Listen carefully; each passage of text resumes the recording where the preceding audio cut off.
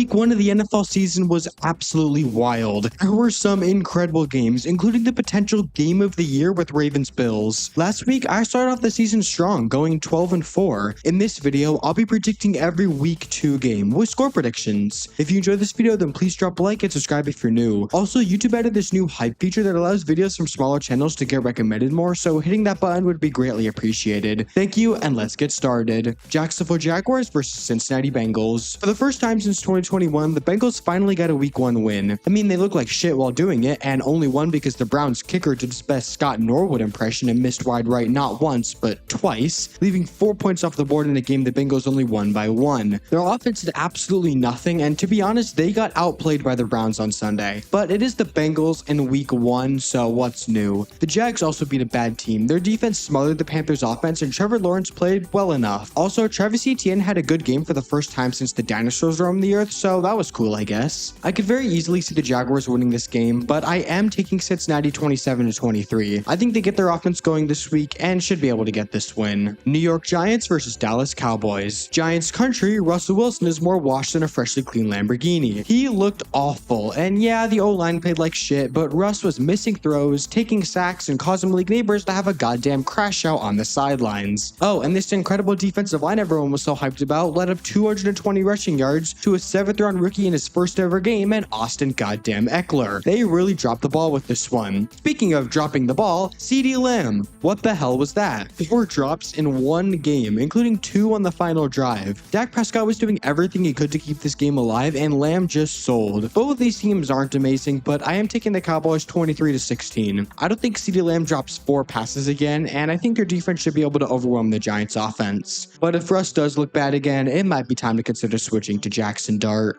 Chicago Bears versus Detroit Lions. The Lions found out the hard way that coaching really matters, because in their first game without Ben Johnson or Aaron Glenn, they got absolutely steamrolled by the Packers on both offense and defense. This interior line is a concern, and their defense let up way too much. On the bright side though, Isaac Tesla had this cool ass catch. The Lions' former OC coached his first NFL game on Monday night, where the Bears had a monumental collapse in the fourth quarter, giving up 21 points to the Vikings offense and losing the game. Caleb Williams looked great in the first half, but looked awful in the second, missing all kinds of throws. Both these teams still have some figuring out to do, but I am taking the Lions 27-20. They are still one of the most talented teams in the NFL, and I think they get it done in their home opener. Los Angeles Rams versus Tennessee Titans. Cam Ward had his NFL debut, and he actually looked pretty good, but unfortunately his receivers forgot how to catch. It really was Cam versus the world out there, and the Titans need to support him better this week. Unfortunately, they get to go up against the Rams, who beat the Texans last week on the backs of a great defensive performance, and Matthew Stafford's back is definitely healthy.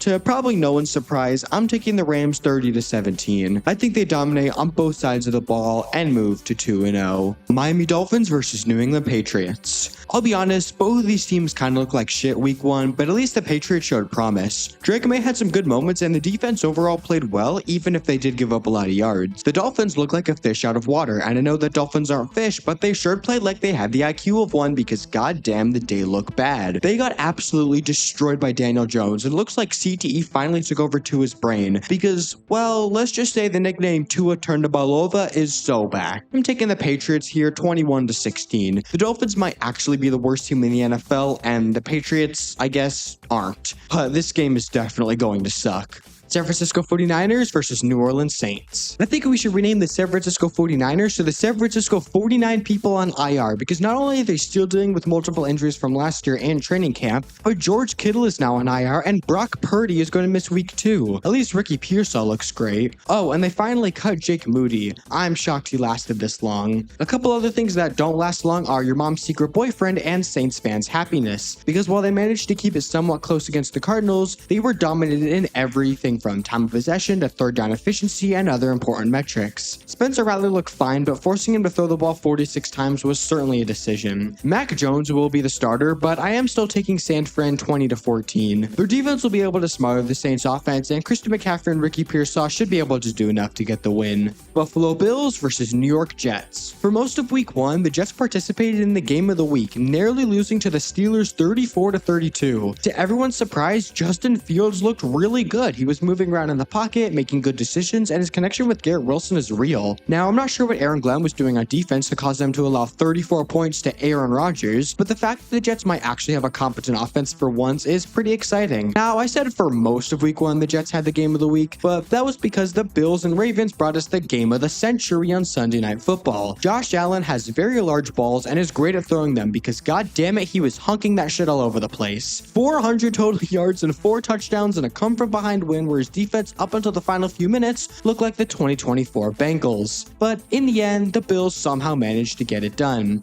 I actually think this game could be surprisingly close, but I am taking Buffalo 31-24. The Bills are just the better team from top to bottom, and I think they get the win and move to 2-0 on the season. Seattle Seahawks versus Pittsburgh Steelers. Aaron Rodgers might be back. I don't know what sort of ayahuasca this man took before the game, but it worked because he went out there against what is supposed to be a really good defense and threw for 240 yards and 4 touchdowns. Now, their own defense did not play well, and TJ Watt did absolutely nothing all game, but at least their offense is functional. The same thing cannot be said about the Seahawks offense because outside of JSN, nobody on that side of the ball did anything. The run game was non-existent, Cooper Kupp had 15 yards, and Sam Darnold, in classic fashion, didn't feel the pressure coming and got strip sacked to lose the game. At least their defense played well, except for Tariq Woolen, who looked awful. I'm taking Pittsburgh to get the win here 27-21. I think their defense will play a lot better this week, and hey, if Aaron Rodgers really is back, this team could be dangerous. Cleveland Browns versus Baltimore Ravens. In the Browns' Week 1 matchup against the Bengals, the better team on the field was the Browns, but they lost because of 2 drop passes that led to interceptions and their kicker missing 2 crucial kicks that left 4 points off the board. I think Joe Flacco played pretty well, and obviously the 2 picks were not his fault, and the defense absolutely dominated the Bengals' offense, especially in the trenches. However, the Browns are playing the Ravens, who did have an unfortunate choke job against the Bills, but Lamar Jackson and Derrick Henry were both incredible. Now, choking that hard is something the Ravens aren't supposed to do until January, so I'm not sure why it happened here, but nevertheless, I do see the Ravens bouncing back with a comfortable 28-17 victory. The Browns will probably keep it close in the first half, but I see the Ravens pulling away in the second and getting their first win in their home opener. Denver Broncos versus Indianapolis Colts. So, Denver, what the hell was that? If Cam Ward's receivers didn't have bricks for hands, you might have actually lost this game because your offense looked horrible. Outside of RG Harvey and J.K. Dobbins having 1 good run each, this offense couldn't get anything going. Bo Nix, my god, what happened? He looked like week 1 Bo Nix from last season. I thought that was gone. The Broncos managed to beat the Titans, but it was not pretty. What was pretty was the Indianapolis Colts beating the living shit out of the Dolphins. Indiana Jones may have just had the best game of his career, and I don't know what Kevin O'Connell and or Shane Steichen have done to this man, but he may be on the Sam Darnold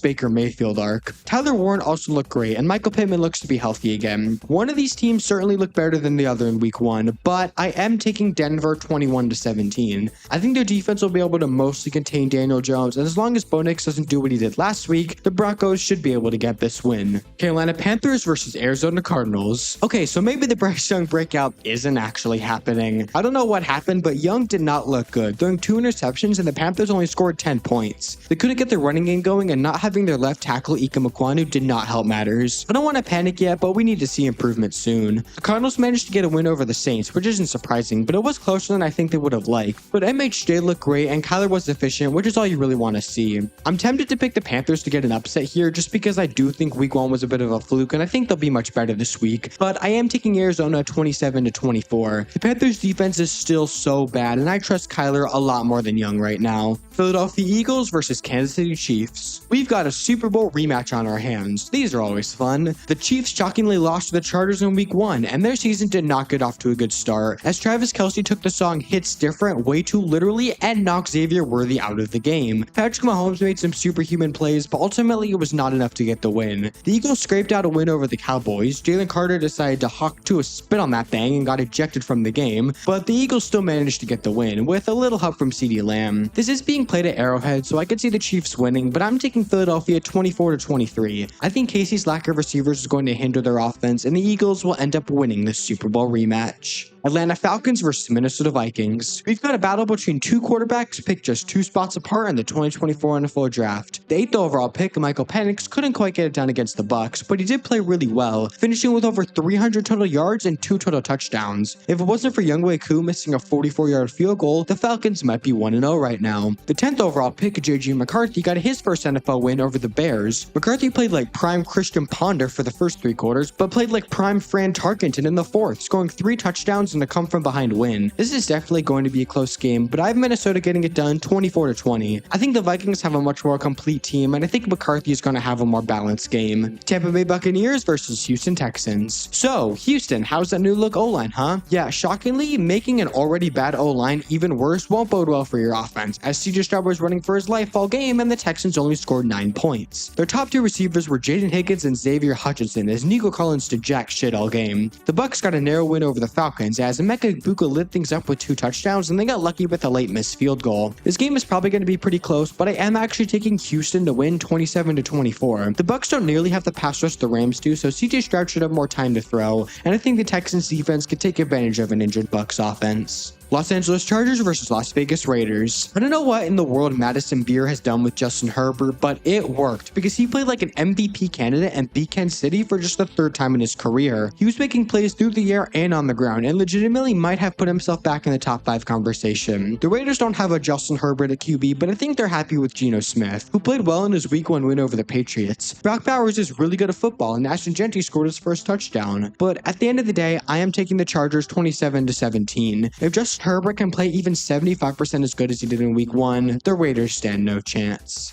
But that's it. Those are my Week 2 NFL predictions. Where do you agree? Where do you disagree? Comment below. If you enjoyed this video, then please drop a like and subscribe if you're new, and that's it for me. See ya!